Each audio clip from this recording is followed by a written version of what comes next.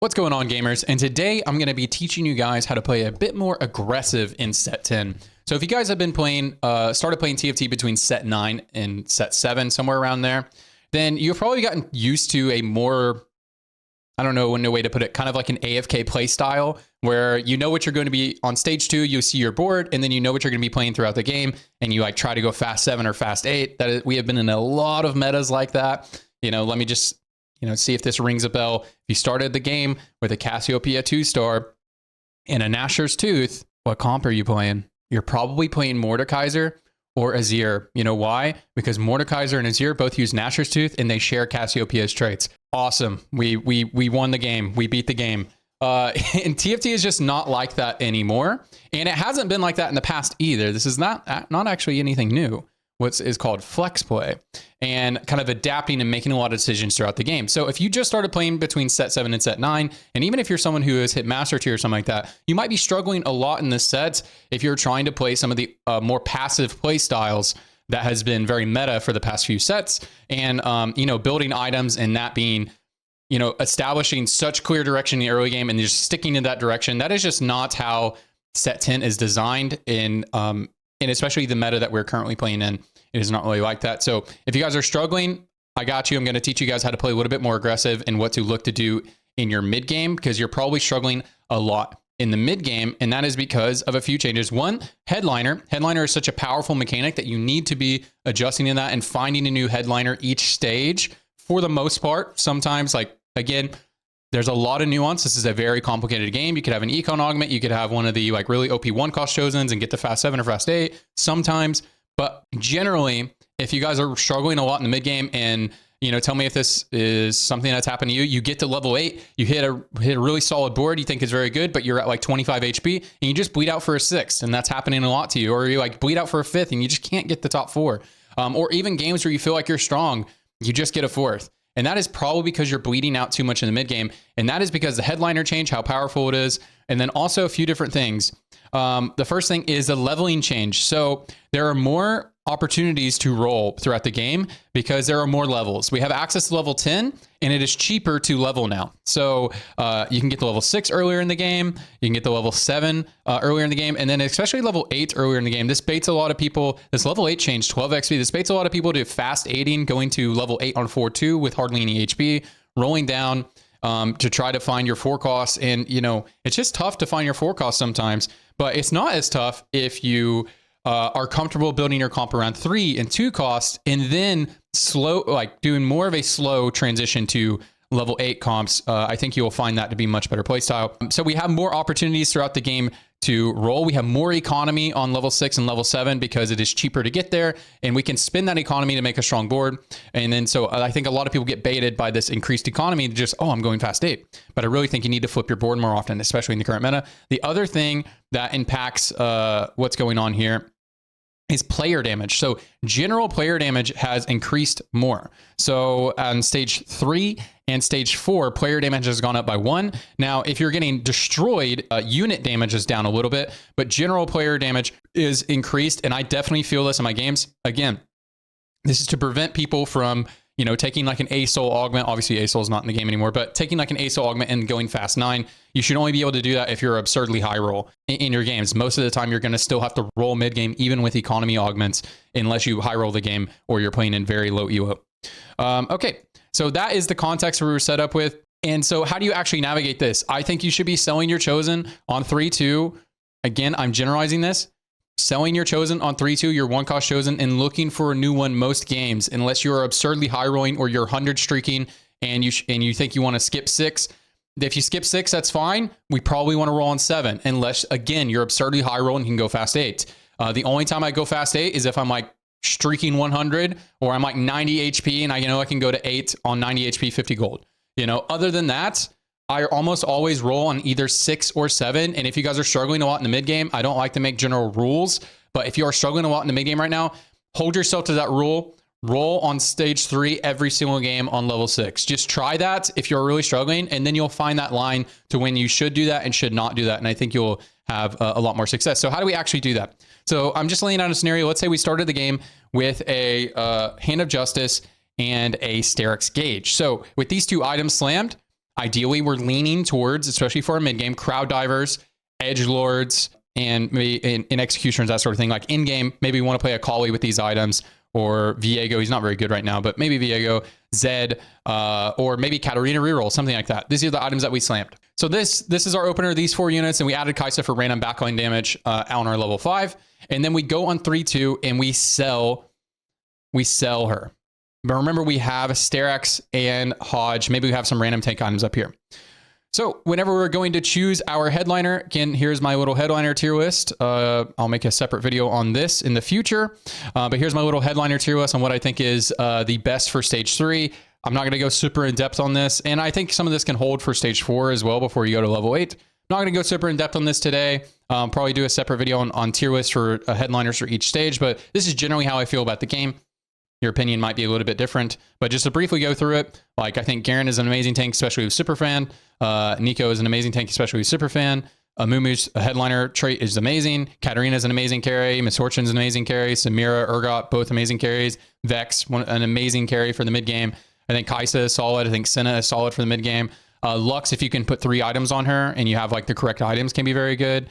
Set is just really, really, really tanky. And then these ones are okay. And then I generally wouldn't go for these ones down here, especially except for very specific circumstances. Like occasionally I'll go for Jax if I had like a monster opener. I have a 2-star Gnar. I have really good items to play Jax. He can be very good on stage 3, but he falls off a cliff on stage 4. So, but anyways, this is generally how I feel about this, and I'll do a different video on this. So when selecting your mid-game headliner, you need to consider a few things. What items you have built, and then the other thing that is most important to me is what units do I have upgraded? So when we're looking at our board over here, let's say our only upgraded units are these 2 right here, just our frontline units. That's fine. But whenever we're doing our roll down, we're going to pick up units that fit in our synergy. So ideally with this spot, I would want to be playing around Superfans. Again, I think you should try to play Superfans every game. So let's say we rolled and we found a Nico. We're holding Kennen on our bench. So we have the Superfan thing going. Maybe we just take Katarina out for a second. And we hit the ideal stuff that we want. And we actually hit the Echo as well. Okay, so this is what we hit. We have 1, 2, 3, 4, 5. We haven't gotten a headliner yet. Maybe these aren't upgraded. And when we're rolling, we're going to be picking up Kai'Sas. We're going to be picking up a bunch of different units. And let's say we actually 2-star our Kai'Sa. We 2-starred our Kai'Sa. So we have some decent backline damage here. So now I'll probably be looking for either an MF chosen. Let's say this is the only upgraded for owner we have. I could look for a Misfortune chosen with this kind of setup. I could look for a frontline chosen that could use those items still, because my Kai'Sa 2, if I have such a tanky team, even without items, she will be able to carry my mid game. So this is a scenario that we found ourselves in. And again, I'm trying to simplify an extremely complicated topic. So let's say we actually hit Garen chosen. Garen would be amazing here. We hit Garen, Sentinel chosen. That would be amazing. So we hit Garen, Sentinel chosen. And that actually gives us 4 Sentinel. And then we'll put our Sterak's and our Hodge on him.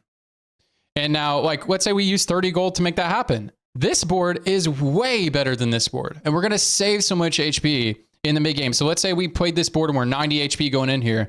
We might not lose a game on stage 3 with this type of board. Maybe we do, maybe we don't. But if not, at max, we're going to lose 10 HP on stage 3 this game. Now, however, if we would have just held this board, we'd probably be going into stage 4 with like 50 HP opposed to 90 or 80. And that just makes the game so much harder to play. And from here, we could go to stage 4 and sell our Garen headliner. We could sell our Garen headliner on 7 and look for something else. Or if we streaked on stage 3, we could just take the opportunity to skip level 7 and then sell our Garen, and then we would be looking for, if we built those items and maybe we went deeper into that path and built like a BT or Titans, we would generally be looking for like an Akali headliner, a Zed headliner, or one of the general great tank headliners, and then look for backline carries. We could, again, during this time, we could have built things like Sojin back here and Guard Breaker. I don't know where Guard Breaker is. Guard Breaker. What if we ended up building this throughout the time, and then we get a Carthage chosen? We just go Sojin, Guard Breaker, and then we put the Hodge and Sterak's on Akali or Viego or something like that. Like the point is the game just gives you so much room to breathe if you actually roll more in the mid game. So I think you guys should be rolling more in the mid game. I'll play out one more scenario. I hope this is helpful to you guys. Again, this is a really, really complicated topic, and I'm trying to explain it the best way I can, and by creating these like scenarios. So now I want to show you guys a scenario if you don't have Superfan. And again, I think you guys should try to play Superfan every single game. Now in this spot, I would still be looking to play Superfan. Every game I look to play Superfan if I can. It is so OP at the time I'm making this video. And I don't take things like Bruiser Opener like hardly ever, unless I'm like really comfortable pushing in the country or something like that. So let's say we started the game with this. This is a great item setup. We had a Spear of Sojin and a Nashor's Tooth. Great setup. And our headliner chosen is Disco Tarek. So we just played an extra Nami, we played a Bard, and we played a Guardian here. I like playing 2 Namis in the early game. Can feel quite nice. Just the CC is really nice, especially when you move into overtime. Okay, so this is our setup here, and we go into stage 3 and we sell. And I'm not going to buy Superfans this time. So ideally when we do this right here, we probably want to get off Nami. Or we can stay on Nami and get a frontline chosen. So if I'm in this spot, this is what I have. I'm going to drop the other Nami. This is all that I have on my board, a 2-star cannon. And I'm not going to go for Superfans. In this spot, I would always go for Superfans, but we're not going to go for Superfans. So let's look for what chosens we want to play.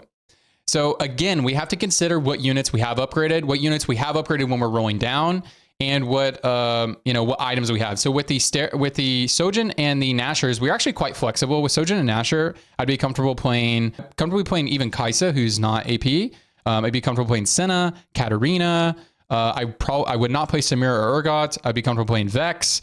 I'd be comfortable playing Bard chosen, maybe Lux. I really like to have a lot of damage on Lux. I'd be comfortable playing Seraphine chosen, Lulu chosen, and yeah. Or I could upgrade one of these backline units and then play a tank chosen as well. So let's say we're in the spots and we end up having to keep the Nami, and we high roll and find like a Echo Sentinel chosen. Oh wow, we're Echo Sentinel chosen. And while we're rolling down, we also found some Seraphines. And we found a Seraphine 2. We found a Seraphine 2 when we're rolling down. I'm going to be buying the units that can support these items when I'm rolling down. And so we found a Seraphine 2. We're actually going to drop this, and this is a 2-star. We took this chosen. We have, Spellweaver Headliner. Wow, this is great. And then we're going to go, our Sojin, our thing here. And then we're just going to fill out our team. Obviously, I would just play Superfans here every single game. But, I'm just going to pretend we didn't hit them. And maybe we're just going to play some Guardians and some Sentinel. With this team, I just want a lot of frontline. Okay, I have Lilia, but I just didn't hit Nico on my roll down. Happens sometimes. And, maybe I play a Kaisa 2-star. I already had the Kaisa on my board before. Maybe we just have a random, or I didn't have her on my board before. That was the other game. But maybe I hit a Kaisa 2-star when I was rolling down as well. 1, 2, 3, 4, 5, 6. This is a 2-star. And we put a tank item on him whenever we roll down, because now we're at 3 items. We're on mid game. And I put a random component onto this guy so that he can get his true damage buff. And this would feel very good. This is much better than this board, right? And a lot of you guys, when you were playing the game, and I've been guilty of this before, I win stage 2 with this board and I'll go, okay, I'm just going to go fast 8 now. And then I lose like 40 HP on stage 3. And I'm like, what happened? And then I roll for my stage 4 board. I go fast 8 with 50 gold, and I don't hit on my first roll down. I keep taking losses. I'm at 30 HP. And then I finally hit my TF and my blitz and everything. And that's what I was trying to move into. I finally hit that. And then other guys have legendary boards, and other guys also hit who have way more HP than me. They're able to play more flexibly with their economy. And I just have to sit there and donkey roll for the rest of the game. And I slowly bleed out for a 5th. Like, this is what I'm trying to avoid. And so I just wanted to show you guys in this video. I really hope this was helpful. I'm really trying to show you guys in this video, you should really be trying to roll in the mid game. And I just wanted to show you guys a few scenarios. I really, really hope this is helpful. This is a very complicated topic. I know I've read some comments where some of you guys have asked me to do gameplay examples, like to show gameplay, but I actually think it's better to explain it in this way, like actually going through the champion tier list and talking about it this way. Because if I'm just showing you a roll down, it's just what I hit. Like, it's just what I hit. If I just show you the gameplay, like I just play what I hit. That's the point of this video, is really play around your items, play around your upgraded units, and just play what you hit. You don't have to be like, I started the game with crowd divers, therefore I'm going to finish on crowd divers, or on stage 2 play crowd divers. That doesn't necessarily mean what we have to do. We could play, you know, we put our Garen, we take our Garen chosen and play our Garen chosen up here. I don't know why I took Garen off the board. I guess I was showing them selling. You know, we were playing crowd divers and then we transitioned into sentinels and KDAs. You know, we could have transitioned into Urgot with Sterex and Hodge. We didn't start with country, but we might play country mid game, and we might not end with country. We might go from KDA to country, and then we play crowd divers again. You know, like you need to be open-minded and roll a lot more mid game if you're not rolling more mid game. Again, I'm simplifying a very complicated topic. I hope this was helpful to you guys, and I will see you goobers on the next one.